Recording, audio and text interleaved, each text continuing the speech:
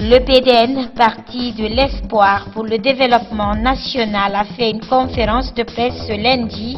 Les responsables de cette formation, présidée par Lansana Kouyaté, ont marqué leur désapprobation sur la plupart des démarches que mènent certains acteurs comme les manifestations de l'opposition républicaine.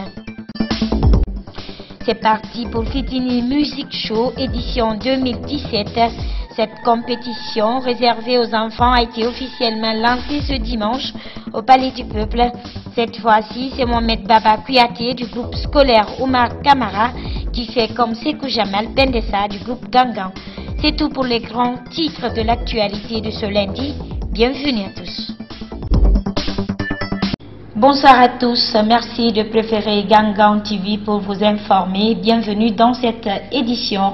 Pour commencer, retenez en bref que le procès Koula a démarré ce lundi au tribunal de première instance de Dixine. Ce dossier politico-judiciaire porte sur la mort du journaliste Mohamed Koula Diallo, tué par balle début 2016 au siège de l'UFDG lors de violents affrontements entre pro-Dalin et pro-Baouri. La semaine dernière, les avocats avaient demandé au tribunal de délocaliser le procès à la cour d'appel de Conakry. Cette démarche est donc rejetée, ainsi que celle de la mise en liberté provisoire des principaux mises en cause. Sortie médiatique ce lundi du PDN, parti de l'espoir pour le développement national. Les responsables de cette formation, présidée par Lansana Kouyaté, ont marqué leur désapprobation sur la plupart des démarches que mènent certains acteurs, comme la série des manifestations de l'opposition qu'ils trouvent non fondées. En conférence de presse dans la matinée, ils ont également déclaré que le chef de l'État n'a pas respecté la procédure normale dans la promulgation du code électoral révisé. Mamadou Tanouba, Abdoulaye Keita. Le Parti de l'espoir pour le développement national, PDN, sort de son silence.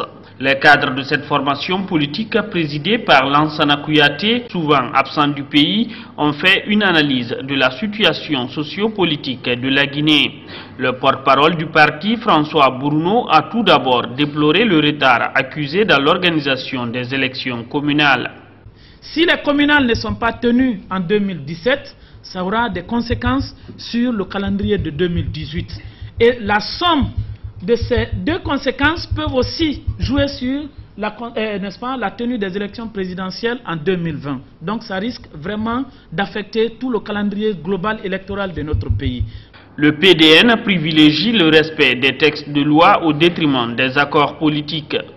Nous demandons à ce que le respect des dispositions de nos différents textes de loi soit privilégié sur les accords politiques. Parce que vous savez que les accords politiques sont signés avec la mauvaise foi, avec une absence de volonté réelle d'appliquer les dispositions contenues dans ces différents accords. Au PDN, les responsables qualifient la promulgation par le chef de l'État du code électoral révisé d'hold-up. Promulguer une loi qui n'a pas suivi tout ce processus, nous pensons que c'est un hold-up, c'est un coup de force à notre constitution.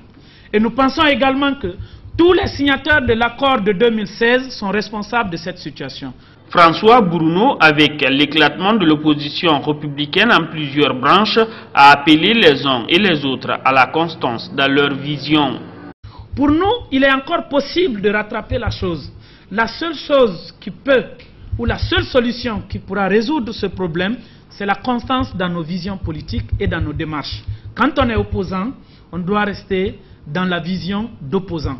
Le Parti de l'espoir pour le développement national a aussi réagi sur les déguerpissements qui ont lieu au quartier d'Emoudoula. Et sur cette question de déguerpissement des habitants de Demoudoula, le PDN dénonce 2 poids 2 mesures dans les opérations. Écoutez François Bournou. Nous pensons que ces déguerpissements ont été manifestés dans une injustice à la limite des conditions humaines, mais aussi dans des conditions qui pointent du doigt le dysfonctionnement réel de l'État. Le ministre de la Justice avait fait un arrêté pour interdire les déguerpissements sur une période donnée. Le même gouvernement intervient pour déguerpir les gens à l'intérieur même de cette période. Quelle contradiction! Autre injustice sociale. Il y a des gens qui sont dans le périmètre de déguerpissement qui n'ont pas été déguerpis. Ceux qui ont été déguerpis ont été ciblés. Mais ceux qui sont dans le périmètre, qui sont dans les sphères de l'État n'ont pas été déguerpis. Pourquoi cela? Nous pensons qu'on gouverne pour les citoyens, mais pas contre les citoyens. Et nous interpellons, nous invitons pour que justice soit rétablie pour ces pauvres citoyens qui ont subi ce tort. À travers un décret publié jeudi soir, le président de la République a promulgué le nouveau code électoral adopté en février dernier. Cette promulgation intervient après 2 mois après l'arrêt de la Cour constitutionnelle qui avait recalé plusieurs dispositions de ce texte de loi pour faute de conformité avec la Constitution. Interrogé sur cet acte du chef de l'État, le juriste Mohamed Camara a déclaré que cette promulgation n'a pas obéi à la procédure normale. Pour lui, le code devrait repartir à l'Assemblée nationale en seconde lecture. Suivez les détails avec Ansoubel Lebaldi. Ce professeur de droit dans des universités guinéennes n'approuve l'acte de promulgation du code électoral révisé. Mohamed Camara déclare que la procédure légale n'a pas été respectée. Quand un texte est soumis à promulgation, dès lors qu'il ne promulgue pas, il ramène à l'Assemblée nationale automatiquement. Parce que l'Assemblée n'est pas un centre de prestations informatiques pour mettre un texte en forme, ni même une maison d'édition pour imprimer des trucs. Mais c'est pour représenter le peuple, voter les textes de loi et contrôler l'action du gouvernement. Et donc il est important que l'on respecte les procédures. Pour être plus conforme avant sa promulgation, le code électoral révisé devrait retourner à l'Assemblée nationale pour une seconde lecture pour, dit-il, corriger les dispositions jugées inconstitutionnelles par l'arrêt de la Cour constitutionnelle. Il fallait organiser donc une session extraordinaire au mois d'août pour adopter les partis qui ont été demandés à être, qui ont été déclarés contraires à la Constitution et puis envoyer à nouveau président de la République qui, avant de promulguer, dépose au niveau de la Cour constitutionnelle pour avoir l'avis de conformité de la Cour. Ce juriste prévient qu'à l'état actuel des choses, des risques pourraient advenir dans le futur. Les acteurs politiques risquent d'exploiter cela comme instrument pour faire monter les enchères et se donner des coups de franche pour dire qu'ils peuvent négocier tout et faire primer leurs propres éléments de négociation sur les textes qui régissent la République. Mohamed Camara poursuit pour dire que le gouvernement et le chef de l'État ne doivent pas céder à la pression des politiques pour violer les lois de la République. En droit, on n'invente pas, tout est régi par les textes de loi. Mais à cette allure, je crains que la politique ne régisse les textes de loi alors que c'est les textes de loi qui doivent encadrer tout dans la vie, y compris la politique. Je vous le disais en titre, c'est parti pour Fitini Music Show édition 2017. Cette compétition réservée aux enfants a été officiellement lancée ce dimanche au Palais du Peuple. Fitini est un concours au cours duquel les tout-petits imitent quelques stars de la musique, mais aussi et surtout des présentateurs vedettes des journaux télé et radio. Cette année, c'est Mohamed Baba Kouyaté du groupe scolaire Oumar Kamara qui veut faire comme Sekou Jamal Pendesa du groupe Gangan. Reportage Adam Alamarana Diallo et Bouba Kamara. Fitini Music Show est une émission à la fois récréative et instructive destinée aux enfants et leur permet de s'amuser pendant ces vacances. Les candidats de cette émission compétissent dans la rubrique Le Petit Journal, Miss et Master Fitini ou encore Master.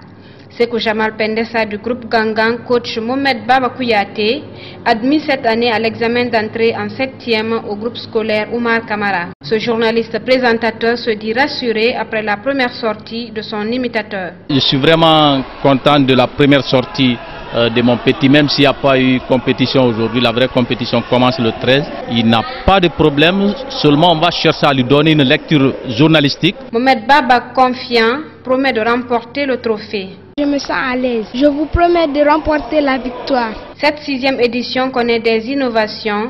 Daouda Sissé est directeur général adjoint de la CPP. Les années précédentes, on avait 2 poules, mais cette année, on a fait 3 poules de 5 candidats au niveau du petit journal. Et comme Master, 5 candidats aussi.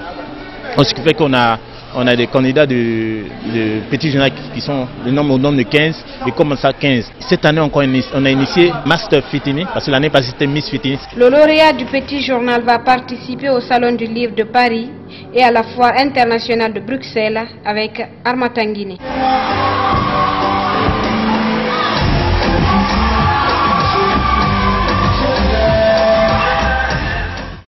En interactualité, une contre-attaque signée Poutine, le président de la Fédération russe, a annoncé hier la réduction du personnel diplomatique des États-Unis sur le sol russe. 755 diplomates sont sommés de quitter le pays avant le 1er septembre prochain. C'est une riposte énergique du Kremlin après l'adoption par Washington de nouvelles sanctions à l'encontre de Moscou. Suivi. Ce devait être une simple journée annuelle de la marine russe. Il a voulu en mettre plein la vue. 50 navires de guerre et sous-marins déployés dans les eaux de Saint-Pétersbourg, au cas où Washington douterait de sa puissance.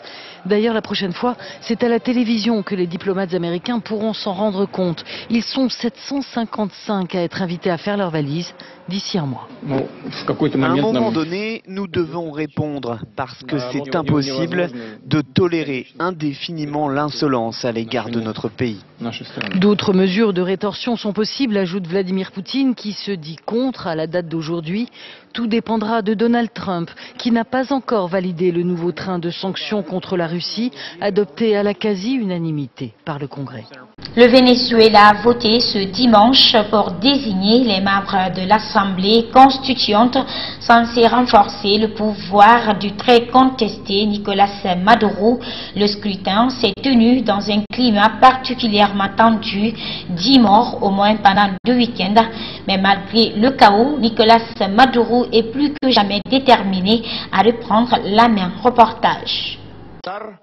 Il aura été le premier au Venezuela à inaugurer le nouveau logiciel d'identification des électeurs pour ce vote, en direct à la télévision nationale. Mais pour le code QR de la carte électorale de Nicolas Maduro, la personne n'existe pas ou la carte a été annulée, a répondu le système, comme le signe d'une journée de vote très compliquée.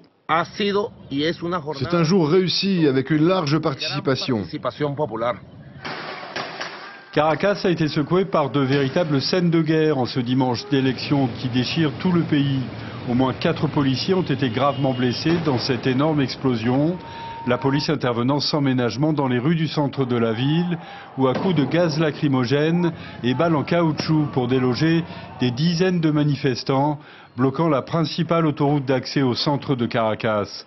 En province, les médias locaux parlent également de plusieurs violences et victimes, dont 2 adolescents.